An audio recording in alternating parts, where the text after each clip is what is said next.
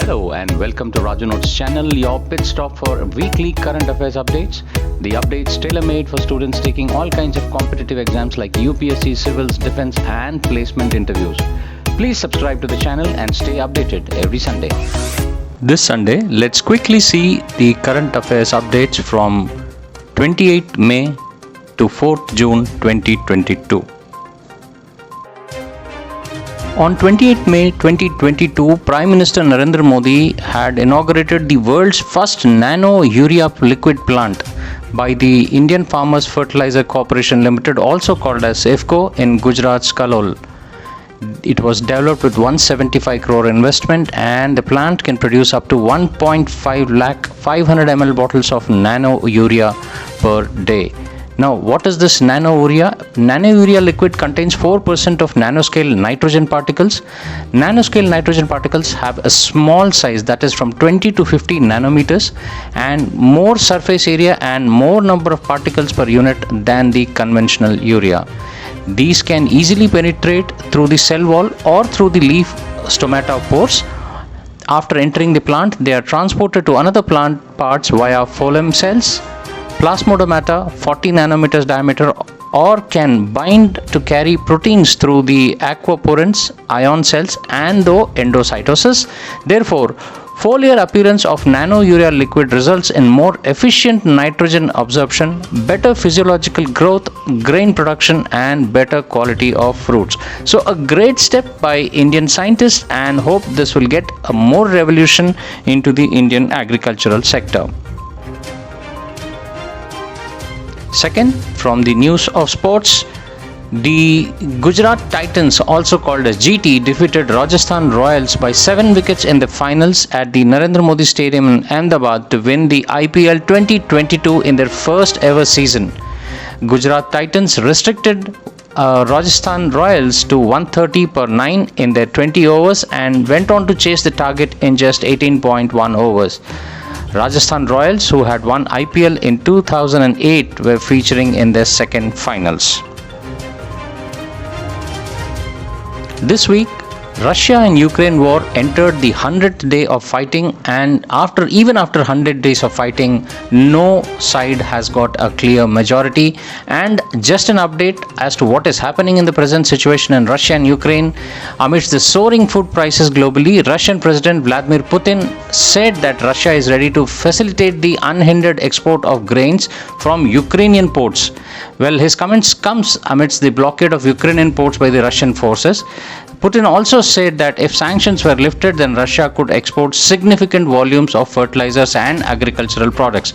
We know US and the European Union are putting a lot of pressures and sanctions. Some of them are showing their results and some of them have not made any kind of dent onto Russia. Russia, on the other hand, is at his own stand, is not putting his foot down. Rather, he's put his foot down and not backing off. So let's see where does this all lead to finally. While Russia and Ukraine are fighting, Joe Biden, that is US President, on Monday, that is on 30th of May, said that America will not send rocket systems to Ukraine that can reach into Russia. However, it was not clear which system Joe Biden was referring to in his remarks. Well, this comes after the Russian government has urged the West to provide them more longer range weapons to fight Russian forces. So, what is the stance of US throughout the war, right from the word go for the war till date, almost after 100 days? If you carefully observe the US stance, it leads to so many questions as to even if US is is it interested to end this war, or is it just prolonging for its own political and economical gains? A question to certainly think about. Finally, the much awaited scores and the results of UPSC Civil Service Examination 2021 were out this week on 30 May 22.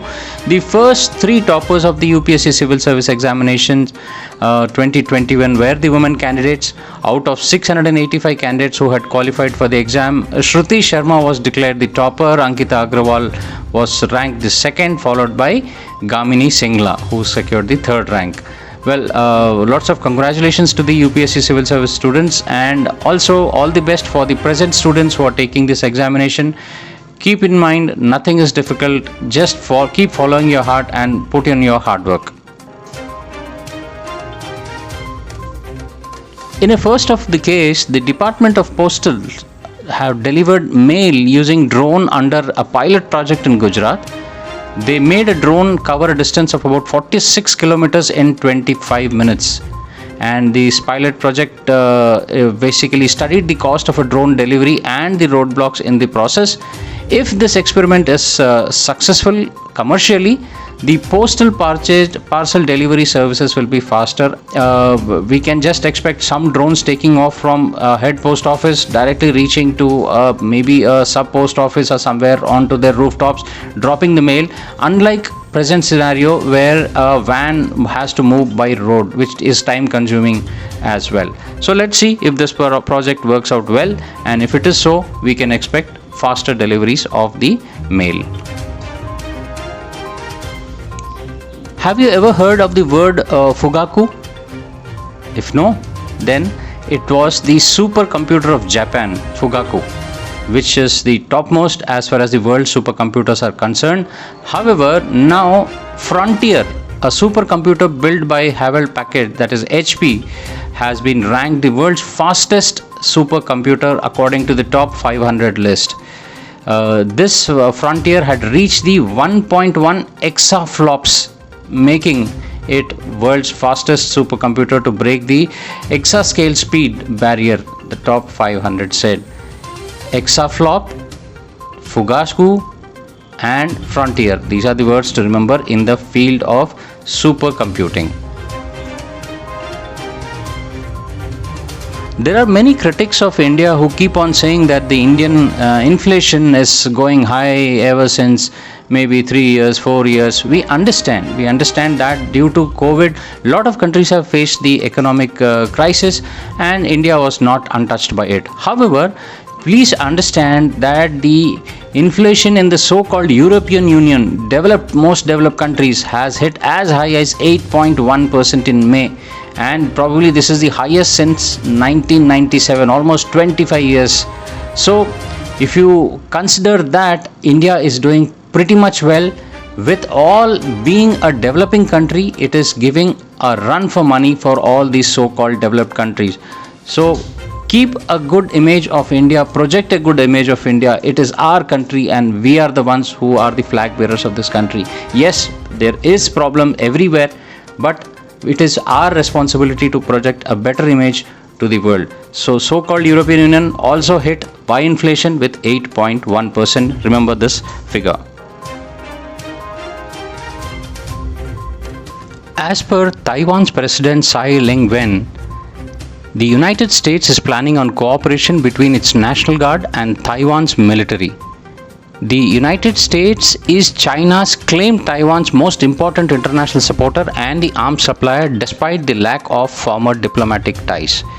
China has been stepping up its military activities near Taiwan, and its military said last week that it has recently conducted an exercise around Taiwan as solemn warning against collusion with United States. As a result, the US Department of Defense is now proactively planning cooperation between the US National Guard and Taiwanese Defense Forces. And as per the US spokesperson, it says they're looking forward to closer, deeper relationship with Taiwan. Let's see where does this lead to. Amidst all this hue and cry across the globe and the geopolitical situation happen, one happy thing which is happening without much pomp and for which the world is slowly started, maybe someday it will start taking note of this particular thing which is happening, is the way Israel and UAE are going out of their means to get a calm, composed and a peaceful atmosphere in the Middle East. Recently on 31st May, Israel had signed a free trade agreement with the United Arab Emirates. It's a first of its kind with any kind of Arab country, and this pact was signed by both the countries' economic ministers, and this deal will effectively remove the tariffs on almost 96% of the goods. So just imagine a true two-way trade between Israel and UAE, and that goes way beyond what you and I can comprehend. Last year we know that they had done a deal of almost $900 million. So with this kind of an agreement, maybe it will reach into probably trillions and billions of dollars. Who knows? If you recollect, there was a news wherein Indian government had told the social media platforms to follow the Indian rules or they can leave the market. And last time also we had covered a VPN services providers to give out some data, and we this week we knew that one of the service provider did not agree to that matter and he was thrown out of the country for his services in this. But however, people have started accepting India's norms, and in this step last month the Meta owner instant messaging platform WhatsApp, what you and me use, have banned almost 16,66,000 accounts in India between April 1st and April 30. So you can see that this is the way any country, not only India, any country should put a check, I must say, onto social media platforms which do not take responsibility for any kind of a thing. Like if somebody puts a derogatory message on WhatsApp, the WhatsApp because of which there may be some riots or some accident happening or something happening, the WhatsApp is clearly sheds his hands and says that we are not responsible, the person who has put it responsible. But the person who is providing the platform somehow gets out from this. So India is trying to put a nail onto this kind of an attitude, and it is working. So this kind of a report was published in accordance to the Information Technology Intermediary Guidelines and the Digital Media Ethic Codes rules of 2021. After Russia had stopped supplying gas to Finland, Poland, Bulgaria, Netherlands amidst the ongoing Ukraine war, the latest country to enter into this stoppage of gas is that of Denmark, and Russia has stopped its supply to Denmark, largest energy firm called as Ørsted, after it refused to pay in rubles. So acting on that, Russia has stopped the gas. So now it also joins the countries of the fifth country to have been stopped the gas by Russia. Russia is, if you see, slowly putting on a dent onto the petrodollar, as we had discussed earlier. It is seeking for payments to gas in rubles or in euros as well. So future of petrodollar, certainly a question you should think about and know about. A very big breakthrough in the field of science and medicine, and maybe it will affect millions and millions of people across the globe. In a 20-year-old woman in the United States who was born with a small and misshapen right ear successfully received a 3D printed ear implant, which is not so great because 3D prints are almost happening, but the 3D printed ear implant has been made from her own cells. So that is something which we should rejoice.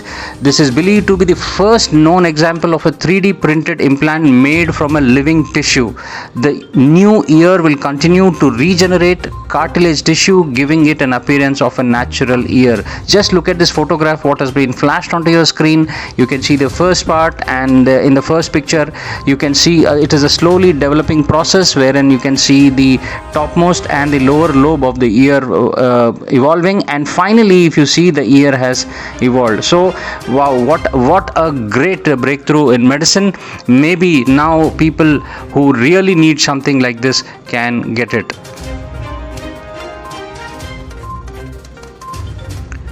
The Employees Provident Fund organization was much into limelight last year because they had been constantly dropping the interest rate on the deposits, and initially it was from higher, that is up to 9%, it was dropped down to 8.5. Well, one more bad news for the retired central government employees or the employees presently working. The government has approved to further lower the rates from 8.5% to 8.1 as an interest. So this becomes the lowest in the 4 decades. Now that this 8.1 rate has never been in the charts ever before. So a point why this thing, it is again a question mark. By lowering the interest rate, the government is probably trying to encourage people to do more spending which is required for the economy of the country. So instead of, it is kind of discouraging you to keep your money in the banks or putting it in a cold storage for a longer period of time, and they want more money into circulation. But yes, it will affect a lot of people, and yes, there will be pros and cons for this particular action. So what do you think about this lowering of the rates? Do let me know in your comments below. The much awaited second airport of Delhi, which is likely to be built at Noida, UP's Jewar, the Tata Group's infrastructure and the construction arm Tata Projects has been selected to undertake the engineering, procurement and construction of the upcoming Noida International Airport in Uttar Pradesh, Jewar. The Tata Projects will closely work with the Yamuna International Airport Private Limited (YAPL) and to deliver the India's most advanced and environment-friendly airport on time, as per the CEO. So hopefully this airport at UP's Jewar will help decongest the busiest airport of India, that is the Indira Gandhi International Airport at Delhi, and Tata Company is the front runner working on this. India has set up its first liquid mirror telescope LMT in Uttarakhand to observe the supernovae. The telescope is Asia's largest and has been built by astronomers from India, Belgium and Canada. So what is this liquid telescope? It is as of now, this liquid telescope is located at an altitude of 2,450 meters on the Devasthal Observatory campus of the Aryabhatta Research Institute of Observational Sciences, ARIS, in Nainital district, and it is the only liquid mirror telescope operational anywhere in the world. It will also hold a unique tag of being the maiden liquid telescope globally to be designed exclusive for the astronomical purposes. This international telescope facility is the result of collaborative work from Canada, Belgium and India. Well, unlike the conventional telescope, this can be steered to track specific stellar sources. It will basically carry out the observation and imaging at the zenith and that of the overhead sky, and this is a survey telescope having high potential of discovering new objects. All said and done, what is liquid mirror telescope? Liquid mirror telescopes are telescopes with mirrors made up with a reflective liquid. The most common liquid used is mercury, but other liquids will also work as well. The liquid and its containers are rotated at a constant speed around a vertical axis, which causes the surface of the liquid to assume a paraboidal shape.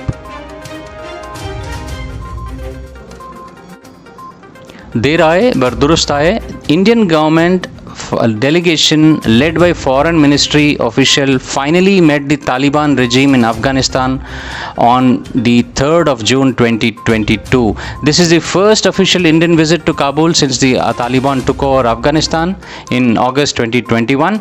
As per the Ministry of External Affairs, the purpose of the visit was to discuss humanitarian aid to Afghanistan. Well, that is what is it, but as internally we have always said that the backdoor channels between India and Afghanistan were never off. Even when Taliban took over, we were in constant touch. Now Taliban is looking for humanitarian aid, no doubt, from India, and we have been providing wheat, sugar and other basic medicines ever since it was taken over by Taliban. Now if Taliban starts recognizing India and assures to provide the safe passage for Indians, well, all the development and infrastructure projects which India had to abandon in between, they will work will commence, and also India might help Taliban to control the regime, or it might provide assistance as to in providing the administrative support to Taliban to turn into maybe a future democratic country. So we will have to keep working on Afghanistan, and it is our strategic partner and we should keep it that way. Next time, if you happen to say Turkey as Turkey, you will be wrong. After quite a long time, the United Nations has finally agreed to change Turkey's official name from Turkey to Turkey. So this was a request which had come from Turkey. This rebranding has been done in order to dissociate it from the bird of the same name and the negative connotations that is associated with this. And they say that Turkey is best representation and expression of the Turkish people. So remember, it is no more Turkey, it is Turkey. Our dear friend Pakistan is going into troubles day by day. We are just expecting, hoping and praying that Pakistan gets into an economic crisis as deep as possible. Already it's on to the way of Sri Lanka, but no one coming down to its help. And in addition to that, a very happy news which I felt when finally Imran Khan said that his country will be broken into 3 parts if the government does not make a right decision. This is what exactly we have been talking about, that the only way to deal with Pakistan is to basically divide it into not 3 but 4 provinces: Balochistan, Punjab, northwestern province and Sindh. And that once that happens, the entire terrorism part will itself disappear. We know Balochistan is pro-India, and in case we get Balochistan, there might be both countries gaining out from this relationship. Last week there was a case wherein a person was denied boarding onto the Indigo aircraft because of his disabilities and special need. Thereafter, there was a huge hue and cry as to how can an airline rather not allow people to board it with medical conditions. So this case was taken up with the Minister for Aviation also, and thereafter he said that an inquiry will be put into place. And finally, the DGCA has issued a draft rules for the onboarding persons with disabilities and special needs, and now it has said that airlines cannot deny boarding on the basis of flyer's disability, and a decision can only be taken after consultation with a doctor. So please keep this in mind. Don't get carried away. Do carry a consultation from the doctor for yourself, and also in case something like this happens at an airport, you demand for a doctor at the airport and let the doctor say no to it. Then only maybe something else. Otherwise, everybody is now allowed to take an aircraft after due consideration. Well, it's time again to see what happened this week in the history. Let's quickly see what happened, what were the events that happened in the history of this week. This week in 1953, almost 69 years ago, Edmund Hillary of New Zealand and Tenzing Norgay, a shepherd from Nepal, became the first explorer to reach the 29,000-foot summit of Mount Everest. Though they stayed on the summit for just 15 minutes, their legacy would live forever. So reach this thing. It is 29th May 1953, Mount Everest was conquered. This week, in 1778, on May 30th, French Enlightenment writer and philosopher Voltaire was no more. Voltaire was such an influential worker of the 18th century, and he was referred to as the entire century is referred to as Age of Voltaire.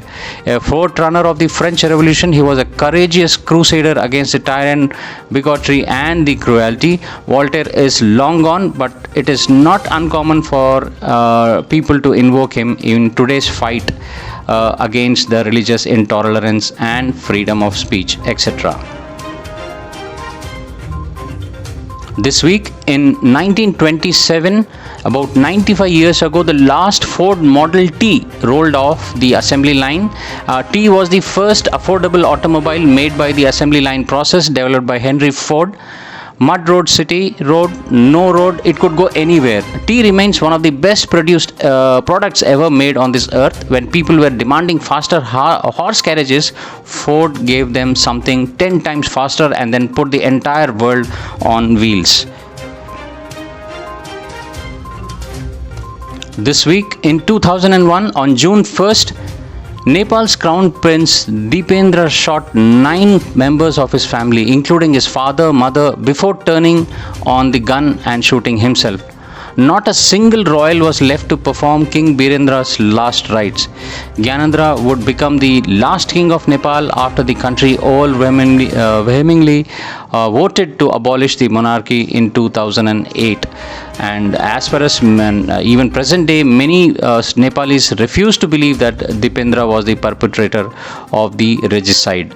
So that was the event which happened in June 1st on that year.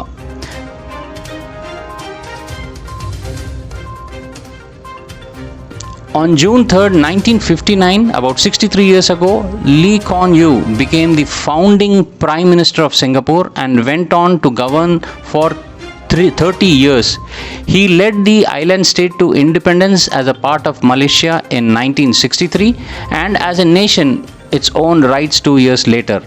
Hard-headed, severe and supremely disciplined, Lee's Singapore model of growth turned the island state from a mosquito-ridden colonial trading post into an Asian tiger and a role model economy. Many things to learn from Singapore, but this happened in June 1959. Well, that's all, friends, for this week's update. See you again next Sunday with more updates and more peek into the history. Till then, stay home, stay safe, and please take a second and press that subscribe button. I'll see you next Sunday once again. Bye bye.